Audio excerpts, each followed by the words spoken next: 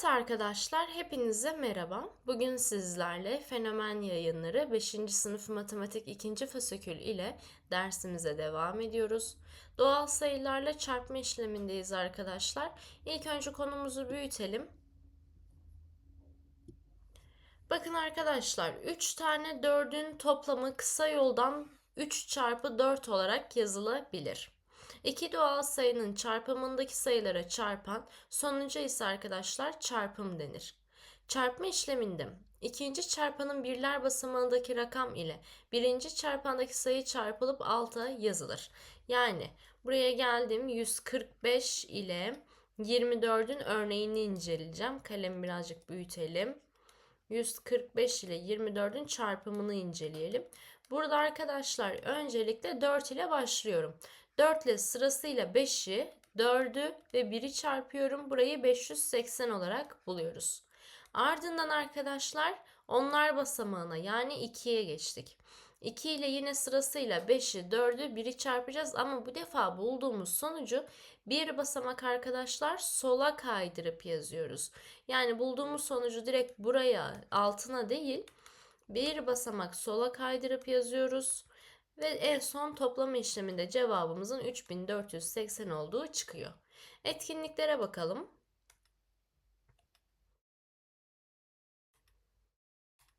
Aşağıdaki çarpma işlemlerini yapınız demiş arkadaşlar. Şimdi 8 kere 6 48'dir. 8'i yazdım, elde var 4. 8 kere 4 32'dir. Elde 4 vardı, 36 oldu. 6'yı yazdım, elde var 3. 8 kere 1 8'dir. Elde 3 vardı, 11 oldu. 2 kere 6 arkadaşlar 12. Bir basamak sola kaydırıp öyle yazacağız. 12'nin ikisini yazdık, elde var 1. 2 kere 4 8, elde 1 vardı, 9 oldu. 2 kere 1 2'dir. Toplayalım. Burası 8, burası 8, burası 10 yapar. 10'un sıfırını yazdım, elde var 1, burası 4 yaptı. Yani cevabım 4088 olarak gelir arkadaşlar. Buraya geldiğimiz zaman 8 ile 5'i çarpıyorum, 40. 40'ın sıfırını yazalım, elde var 4. 8 ile 4'ü çarpıyorum, 32. Elde 4 vardı, 36 oldu. 6'yı yazdım, elde var 3. 8 kere 7 arkadaşlar 56. Elde 3 vardı, 59 gelir. 1 kere 5 5, 1 kere 4 4, 1 kere 7 7. Burayı toplayalım. Burası 0, burası 11, elde var 1. 9 ile 4'ü topladım, 13, elde 1 vardı, 14 yaptı, 4 yazdım, elde var 1 ve buranın toplamı 13 oldu. Yani 13.410 sonucunu bulmuş olurum.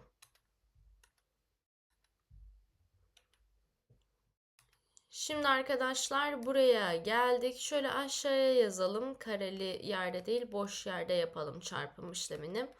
2 kere 5 arkadaşlar 10'dur. 10'un sıfırını yazdım, elde var 1. 2 kere 4 8'dir. Elde 1 vardı, 9 oldu. 2 kere 4 8.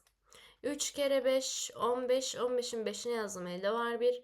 3 kere 4 12, elde 1 vardı, 13 oldu. 3'ü yazdım, elde var 1. 3 kere 4 12, elde 1 vardı, 13 oldu. Burayı toplayalım. Şurası 14 yaptı. 14'ün 4'ünü yazdık, elde var 1.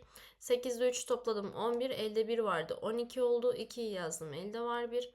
3 var, elde 1 vardı, 4 oldu. Yani cevabım 14.240 olarak gelir.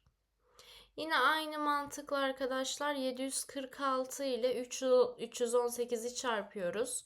8 kere 6 48. 8'i yazdım, elde var 4. 8 kere 4 arkadaşlar 32, elde 4 vardı, 36 oldu. 6'yı yazdım, elde var 3. 8 kere 7 arkadaşlar 56, elde 3 vardı, 59 oldu.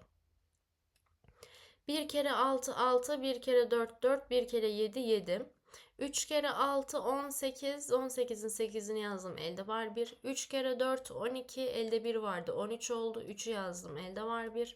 3 kere 7 21, 21'e 1 ekledim, 22.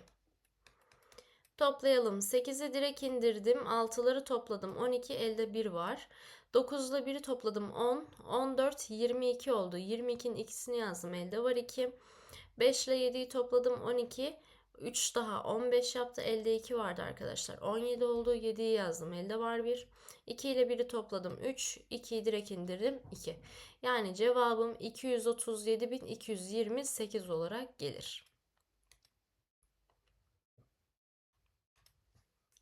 Yine aynı mantıkla arkadaşlar alt alta yazalım. Burayla burayı çarpalım. 2 ile 6'yı çarptım 12. 2'yi yazdım elde var 1. 2 ile 9'u çarptım 18. Elde 1 vardı. 19 oldu. 9'u yazdım elde var 1. 2 ile 4'ü çarptım 8. Elde 1 vardı. 9 oldu. 1 ile 6'yı çarptım 6. 1 ile 9'u çarptım 9. 1 ile 4'ü çarptım 4. 5 ile 6'yı çarptım 30. 30'un sıfırını yazdım. Elde var 3. 5 ile 9'u çarptım arkadaşlar. 45. 45'e 3 ekledim. 48 olur. 8. Elde var 4. 5 ile 4'ü çarptım. 20. 20'ye 4 ekledim. 24. Toplayalım. Burası 2. Burası 15 olur. 5'i yazdım. Elde var 1. 9'ları topladım. 18. Elde 1 vardı. 19 oldu. Elde var 1. 4 ile 8'i topladım. 12. Elde 1 vardı. 13 oldu. Elde var 1. 1 ile 4'ü topladım. 5. 2'yi direkt indirdim. Yani cevabım 253.952 olarak gelir. Burayı da arkadaşlar direkt çarpımını yazalım. 44.080'dir. Aynı mantıkla çarptığımızda 44.080 sonucunu bulacağız.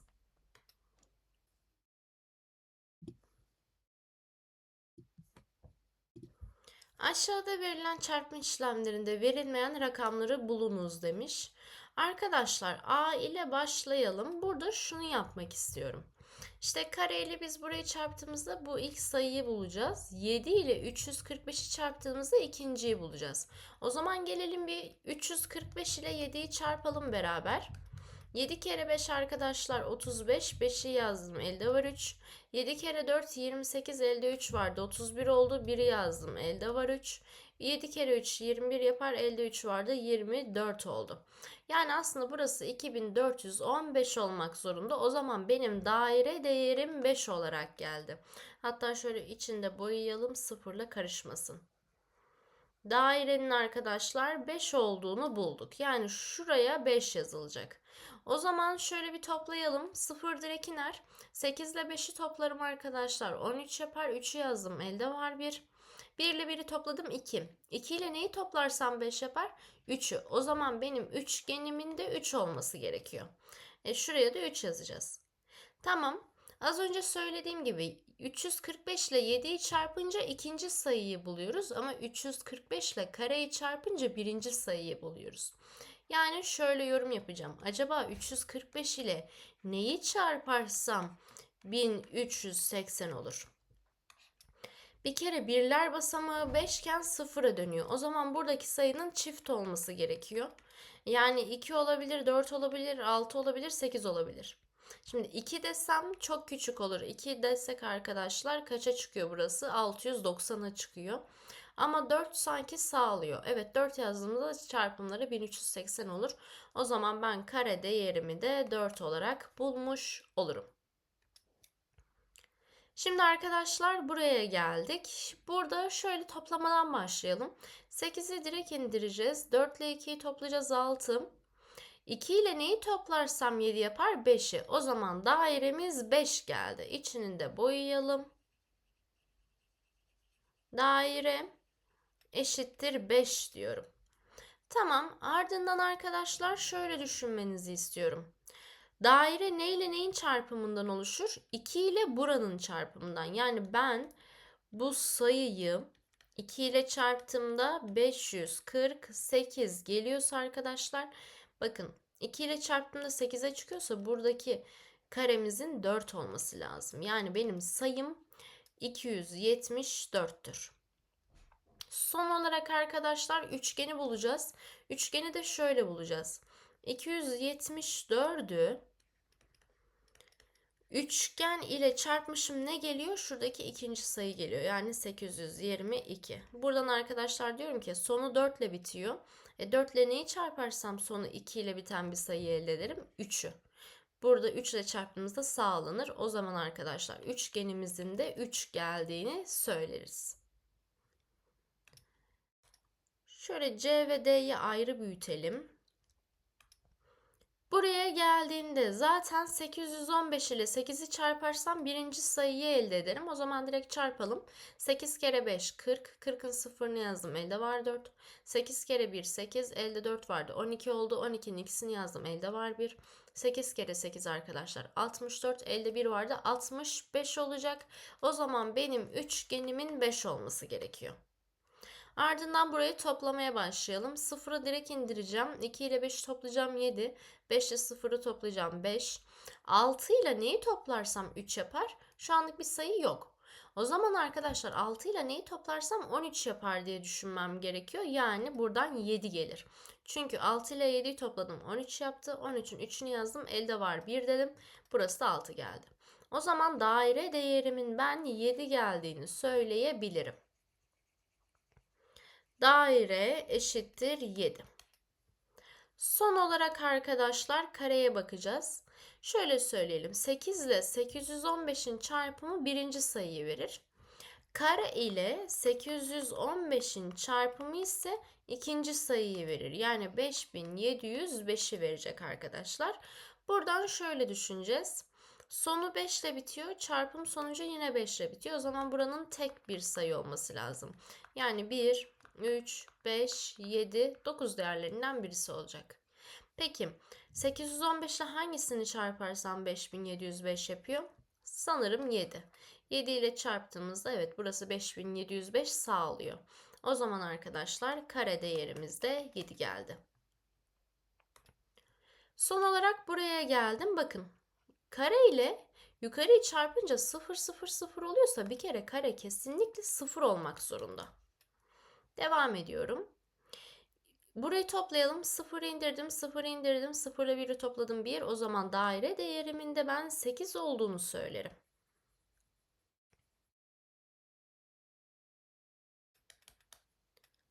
O zaman arkadaşlar şöyle söyleyelim. Şuraya 0 dedik. 0 ile yukarıyı çarptık. 0 0 0 oldu. 2 ile yukarıyı çarpınca 810 oluyorsa acaba diyorum 2 ile ben neyi çarparsam 810 olur?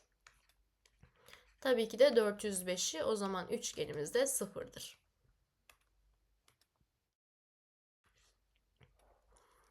Bir sayıyı 10, 100 ve 1000 ile çarparken çarpanın sıfırları yokmuş gibi işlem yapılır ve sıfırlar bulunan sonucun sağına yazılır.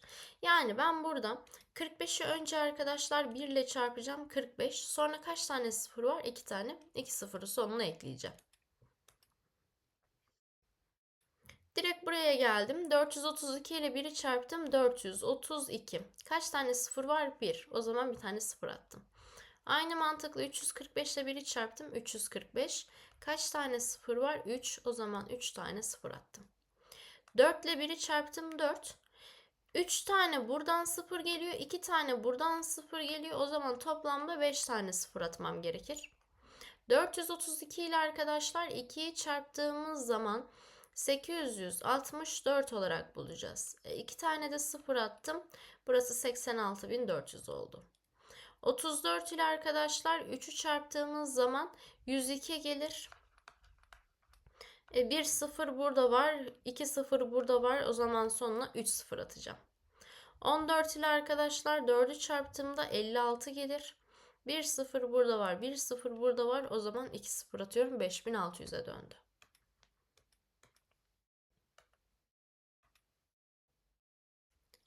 Şimdi arkadaşlar problemlerle devam edelim. 100. yıl ilkokulunda 18 sınıf ve her sınıfta 40 öğrenci vardır. Toplam kaç öğrenci vardır? 40 ile 18'i çarpacağız. Gelelim alt alta yazalım. 0 ile çarptım 0 0. 4 ile çarptım 4 kere 8 32. 2'yi yazdım elde var 3. 4 kere 1 4. Elde 3 vardı 7. Yani buranın toplamı 720 olarak geldi. Esra bir torbada bulunan pirincin tamamıyla her bir pakette 12 kilogram olacak şekilde 124 paket hazırlamıştır. Torbada bulunan pirinç miktarı toplam ne kadardır diyor. O zaman 124 ile 12'yi çarpacağım. 2 kere 4 arkadaşlar 8. 2 kere 2 4. 2 kere 1 2. 1 kere 4 4. 1 kere 2 2. 1 kere 1 1. Biz burayı toplayalım.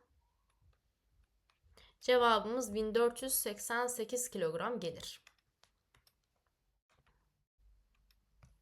Yukarıda bir sinemada satılan iki tür bilet ve bu biletlerin fiyatları verilmiştir. Sinemaya arkadaşlar pazartesi günü 104 tane öğrenci gelecek ve 46 tane tam bilet satılacak, öyle söyleyelim. Toplam ne kadar gelir elde edilir? 104 ile öğrenci biletinin fiyatını çarpacağım. 46 ile tam biletin fiyatını çarpacağım. 8 kere 4 arkadaşlar 32, 2'yi yazdım, elde var 3. 8 kere 0 0, elde 3 vardı, 3 yaptım. 8 kere 1 8. Burayı çarpıyorum. Burası 104 oldu. Topladım. 1872 geldi. 2 kere 6 12, 2'yi yazdım, elde var 1. 2 kere 4 8, elde 1 vardı, 9 oldu. 3 kere 6 18, 8 yazdım, elde var 1. 3 kere 4 7, 3 kere 4 12, elde 1 vardı, 13 oldu.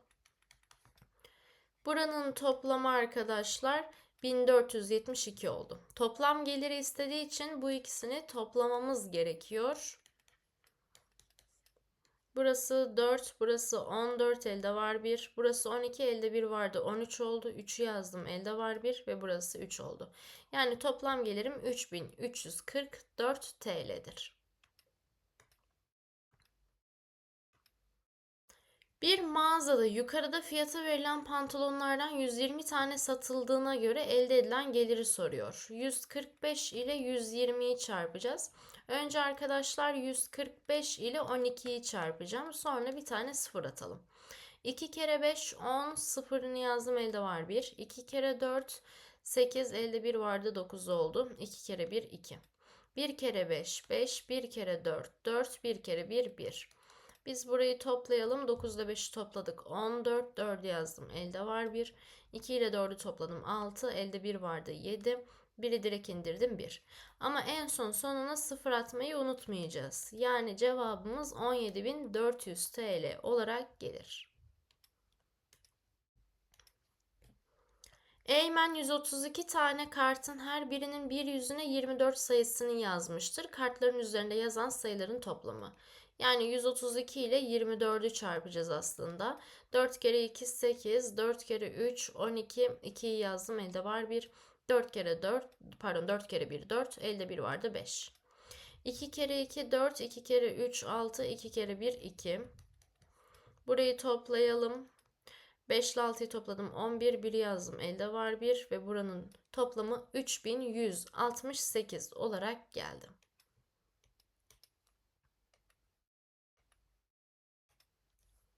Saatteki hızı 140 kilometre olan bir araç A ve B noktaları arasındaki mesafeyi mola vermeden 12 saatte tamamlamıştır. Buna göre A ve B noktaları arasındaki uzaklık kaç kilometredir? Aslında yapmamız gereken 140 çarpı 12'dir. Ama önce 14 ile 12'yi çarpalım. En son bulduğumuz sonuca 0 ekleriz. 2 kere 4 8, 2 kere 1 2. 1 kere 4 4, 1 kere 1 1. Buranın toplamı 168 geldi. Ama sonuna 0 eklemeyi unutmuyoruz. Cevabımız 1680 kilometre.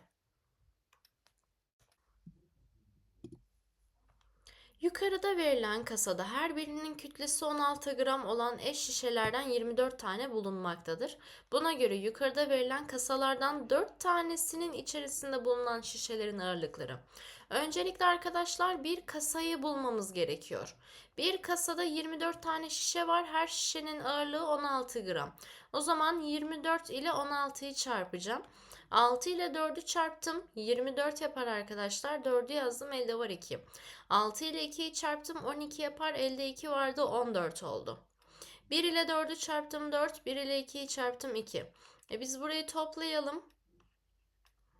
Ve cevabımız 384 oldu. Ama arkadaşlar bu bir kasanın ağırlığı. Bana diyor ki 4 tane kasa olsaydı. O zaman 384 ile 4'ü çarpacağım. 4 kere 4 arkadaşlar 16 yapar. 6'yı yazdım, elde var 1. 4 kere 8 32 yapar. Elde 1 vardı, 33 oldu. 3'ü yazdım, elde var 3. 4 kere 3 arkadaşlar 12. Elde 3 vardı, 15 oldu. Yani cevabım 1536 gram olarak gelir.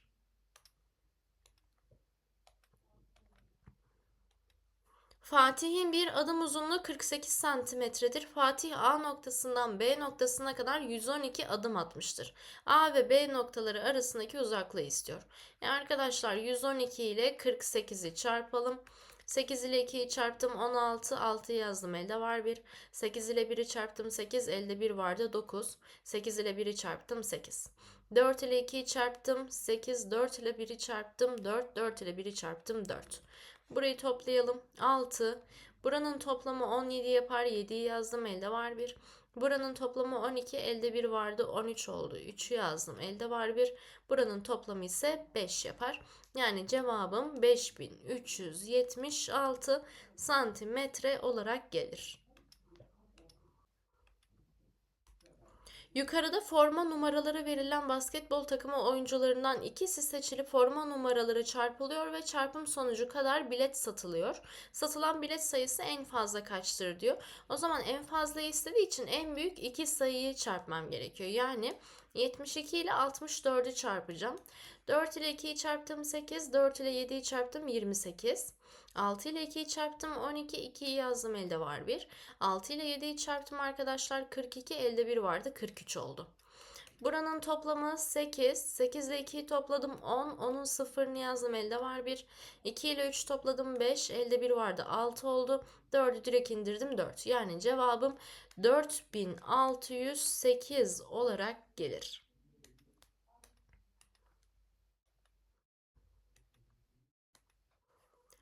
Selim'in birinde 50 kuruşluk, diğerinde 25 kuruşluk madeni paralar bulunan iki kumbarası vardır. Kumbaranın birinde 44, diğerinde 66 adet madeni para vardır. Buna göre kumbaradaki paraların toplam değeri en fazla kaç kuruştur? En fazla diyorsa arkadaşlar, değeri en büyük olan kumbarada en çok olacak. 25 kuruş mu 50 kuruş mu büyük? Tabii ki 50 kuruş. O zaman arkadaşlar 66 tane bunun içinde olacak. 44 tane bunun içinde. Yani yapmam gereken şey 66 ile 50'yi çarpmak. Bir de arkadaşlar 44 ile 25'i çarpmak. Burada sıfırları çarpalım. 5 ile 6'yı çarptım 30. 30'un arkadaşlar sıfırını yazdım. Elde var 3. 5 ile 6'yı çarptım 30. Elde 3 vardı. 33 oldu.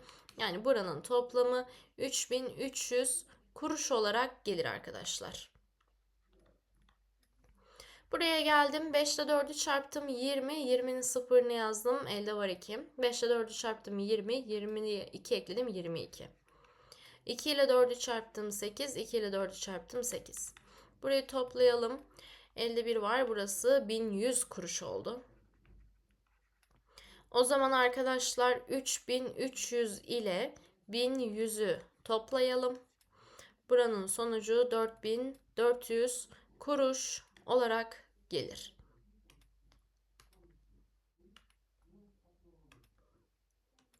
Görselde verilen merdivenin basamakların yükseklikleri eşit ve hepsi 32 santimetreymiş. Toplam 140 basamaktan oluştuğuna göre duvarın yüksekliğini soruyor. Yani yapmam gereken 140 ile 32'yi çarpmak. Ben önce 32 ile 14'ü çarpacağım, sonra 0 ekleyeceğim. 4 ile 2'yi çarptım 8, 4 ile 3'ü çarptım 12. 1 ile 2'yi çarptım 2, 1 ile 3'ü çarptım 3. Buranın toplamı 448 oldu ama arkadaşlar 0 eklemeyi unutmayalım. Yani cevabım 4480 olur. Yukarıda bir markette satılan iki farklı marka bal verilmiştir. A markasında 24, B markasından 20 tane satıldığına göre toplam kaç gram bal satılmıştır? 24 ile 600'ü çarpmam lazım. Kısa yoldan önce 24 ile 6'yı çarpacağım. 6 kere 4 24, 4'ü yazdım elde var 2. 6 kere 2 12, elde 2 vardı 14 oldu. Sonuna arkadaşlar 2 tane 0 eklememiz gerekiyor. O zaman buranın sonucu 14.400 oldu. Sonra 20 ile 800'ü çarpmam gerekiyor. Kısa yoldan önce 2 ile 8'i çarpalım 16'dır. 1, 2, 3. 3 tane de 0 ekledim. Buranın sonucu da 16.000 oldu. O zaman topluyorum. 16.000 ile 14.400'ü toplayalım. Burası 30.400 gram olarak gelir. Eren yukarıda fiyatı verilen oyuncak arabadan 12 tane almıştır. Eren'in ödediği ücreti istiyor. 12 ile 120'yi çarpacağız. Burada 120'den önce arkadaşlar bir 12 ile 12'yi çarpalım. Buranın sonucu direkt 144 gelecek. 144'ün sonuna bir tane 0 ekleyelim. Yani 1440 TL ödemiştir diyoruz. Böylelikle arkadaşlar videomun sonuna geldim. İzlediğiniz için teşekkür ederim. Lütfen beğenip abone olmayı unutmayınız.